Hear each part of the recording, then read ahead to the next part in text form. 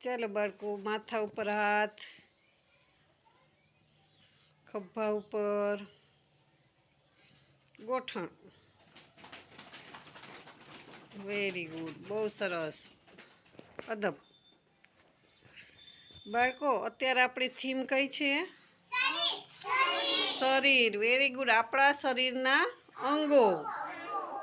તો અત્યાર સુધીમાં આપણે શીખ્યા કે આપણું શરીર અને આપણા શરીરના અંગો, કે આપણા શરીરના અંગોના નામ, પછી આપણા શરીરના અંગો શું કામ કરે છે, બરોબર? આપણને કેટલા કેટલા અંગો છે એની ગણતરી કરી. હવે આજે આપણે એવું જાણવાનું છે કે જો આપણી પાસે આ અંગોમાંથી એકાદું અંગ ન હોય તો શું થાય, બરોબર? અત્યારે તો આપણી પાસે તો બધા અંગ છે જ, એટલે આપણે ખુશી ખુશી મજાથી જીવી શકીએ છીએ, કામ કરી શકીએ છીએ બધુંય. પણ તમે બાળકો ધારો કે તમારી પાસે આંખો નથી, તો ચાલો જોઈએ આંખો બંધ કરીને અહેસાસ કરો જોઈએ. બધા આંખો બંધ કરો જોઈએ કે જો તમારી પાસે આંખો નથી તો શું થાય તમને? બોલો, શું થાય? હા, દેખાઈ શકે નહીં આપણને, બરોબર ને?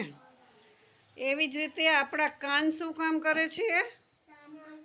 સાંભળવાનું. તો કાનમાં ચાલો આંગળી નાખી દો. એમ ધારો કે તમારી પાસે કાન નથી, તમને સંભળાતું નથી, તો શું થાય? બેન તમને બોલાવે કે ચાલો દિવેનભાઈ અહીંયા આવો, તો તમને સંભળાણું નહીં. Very good. જો કાન ન હોય તો આપણે સાંભળી શકીએ નહીં.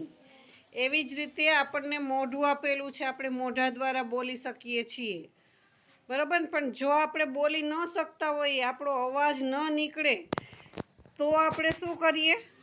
કે હું અહીંયાથી એમ કહું કે ચાલો સિયાબેન 1 થી 10 એકડા બોલો, પણ સિયાબેન બોલી જ નથી શકતા, એનો અવાજ જ નથી નીકળતો.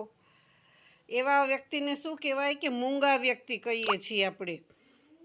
તો આપણે આમ ઈશારામાં બધું સમજાવવું પડે, કોઈ સમજે કોઈ નહીં સમજે, બરોબર છે? હવે આપણી પાસે હાથ કેટલા છે? 2. તો આપણે હાથ વડે બધું કામ કરી શકીએ છીએ. પણ ધારો કે તમારી પાસે એક હાથ નથી, એટલે કે આ જમણો હાથ જેનાથી તમે લખો છો, ખાઓ છો, એ હાથ જ નથી. હાથને પાછળ જવા દો. તો ડાબા હાથ વડે તમે કેવી રીતે કામ કરી શકો?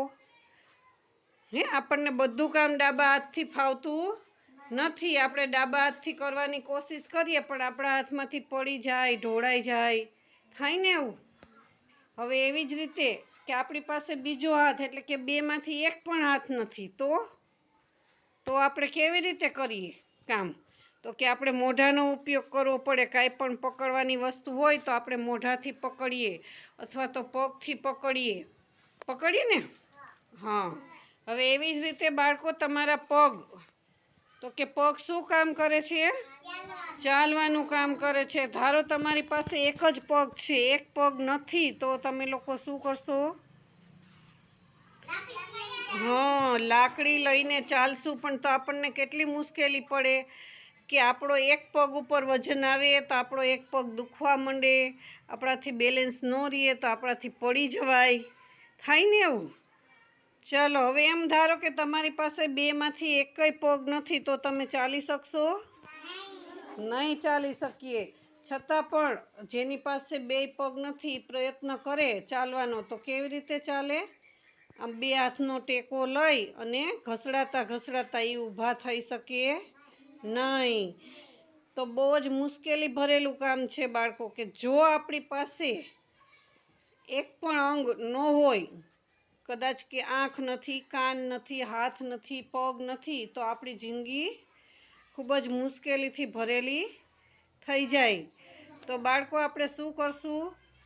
કે આપણા શરીરનું ખૂબ જ ધ્યાન રાખવાનું છે કે આપણે કોઈ પણ શરીરના અંગને નુકસાન થાય નહીં. તો ચાલો બાળકો, તમને આ માહિતી ગમી? તો એકવાર તાલી પાડી દો જોઈ.